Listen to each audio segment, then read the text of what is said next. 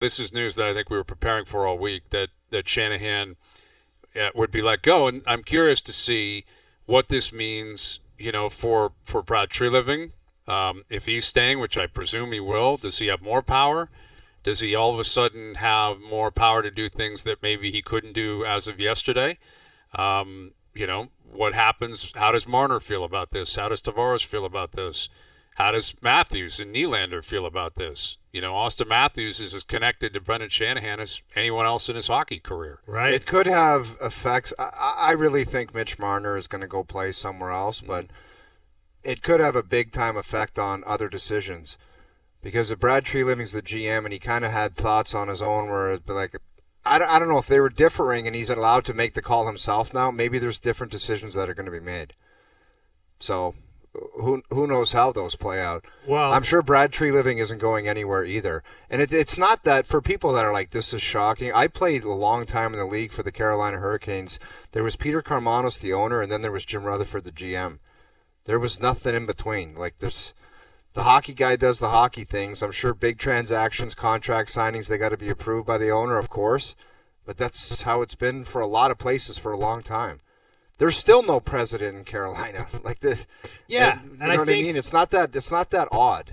You've definitely heard people say around the league and around pro sports in general that, maybe in some ways this era of analytics and optimization and, throwing money at problems that, powerful organizations like MLSE who have endless resources in terms of finances, maybe it kind of leads to this sort of bloated hierarchy where there's so many people working there that nobody knows what anybody does and nobody's really truly responsible, maybe other than the guy right at the top. And so maybe there is something to be said for a little bit of streamlining, and certainly if you're into cost cutting, you can definitely make that argument. Well, and that's the interesting thing. Like, fans hear cost cutting, and I think it makes you wince a little bit, right? You're like, okay, well, what is that? Where else are you going to cut? But I think it's been well stated and well documented for years that the Leafs operations are so bloated.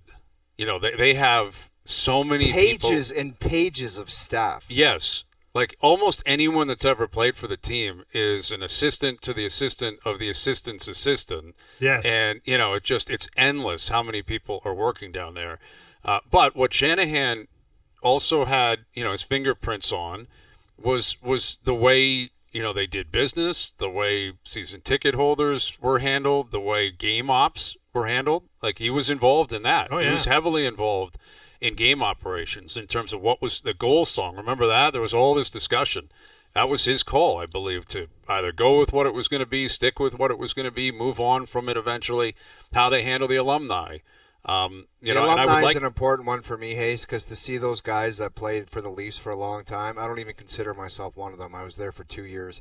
But to see them go to the game and have the ability to go to the game, wear the jacket, be remembered, and just have a place to sit and watch the Leaf game if you just do so choose, like it meant a lot to me to see for those guys. Not for me, for those guys. So that was awesome. Yes, absolutely. And I'd You've like been to in believe there a that'll bunch, and continue. you saw what goes on. Like, it's just it's a nice thing for the guys. Incredible operation. And Incredible operation. That's a great point, O-Dog, because I think, you sometimes gets overlooked. It's people pile on Shanahan's faults, and for good reason. Like, he's had an awfully long time and an awfully long leash and hasn't been able to get it done when it matters as an executive. But, like, early in his tenure, he did a lot of the right things, like the retiring of the numbers that had been kind of honored all those years. And Legends Row, all of it. Legends Row, Yep. and, remaking the crest and, sort of trying to restore the pride in the franchise and the heritage in the franchise. I think all those things, he got all that stuff and he understood all that stuff. And I think that was really important. And that can't be lost now. Can't be lost. That's what that would be a concern. Like, I get it. If you're a fan, what happens in the alumni box does not affect you.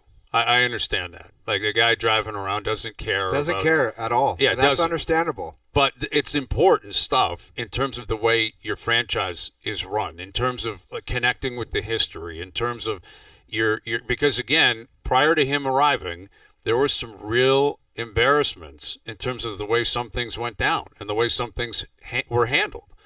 So that would be the concern, I think. If what Shanahan kind of represented was steadiness, was class, was an operation that wasn't easily goofed on. Yes, you could look at their playoff history and their performances. I get it, of course, but this wasn't some rudderless ship.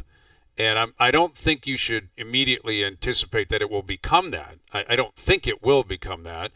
But Shanahan's no longer here to keep those checks and balances, invoked, so to speak.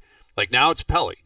And this is where the thing is. If Keith Pelly's going to do the whole thing, well, he's got the Leafs and the Raptors and TFC and the Argos. Dude, that's what I don't understand. That's a lot, man. It's a lot on that. What is that guy at? Like, it's tough enough looking after one team. Yeah. One element of a team. What is he going to do? Like, he doesn't know squat about playing hockey. So what is he going to do? Oversee hockey operations? It can't happen, right? I mean, it has in the past where guys have been like. The reality of it is if you're going up the chain, you got to run it by someone in a suit. I want to hire this person. I want to fire that person. And what you hope doesn't happen is whoever that happens to be doesn't start thinking that they're all of a sudden something that they're not. Yeah, like that. Right. That a lot of smart concerning. people, like our boss J-Max, he's a smart guy, but he can't go run the Leafs. Sorry, like he's just right. J-Mac, you can't do it. I'm sorry. I don't know why he's taking I straight. mean, why are you saying that? I mean, he's got to take I wouldn't. He doesn't need to be running the Maple Leafs. I don't think hockey is his expertise. He's busy enough with you and I and what's going on here. He's got enough don't on text his plate. me, J-Mac. Don't come at me. He's got a lot on his plate. To defend Pelly, I mean, Pelly did play college hockey, I believe university hockey at Ryerson, the formerly Ryerson University. Get him negotiating. The guy was running the European tour 2 years ago, and all of a sudden he's going to be making trades? What? He's not making trades. No. Well, he's not making. I don't know. I don't even care. He's a nice guy. I don't even care what he does. Tree Living is, I'm assuming, running the show here. And again, breaking news this hour, Brendan Shanahan has been let go by the Leafs, or his contract will not be renewed. Go ahead. Right, and I guess the point you're making, though, O-Dog, is like when you remove the layer of team president, and it's a direct report from the GM to the CEO, Keith Pelly, well, how does that affect things? Does he become the new Shanahan, essentially? It's a good question. It's a really good question. The idea was that the layer of the president was worried about the organization, where the GM was maybe worried about the team. In other words, the president had the big picture in mind more often. The GM's worried about making the playoffs right now and winning now. Those two things kind of had to go together, obviously, and you can't really separate one from the other, but that was the idea behind the extra layer. And whether they're going to, get rid of that extra layer with all the other franchises, who knows? I think it's going to be a case-by-case basis.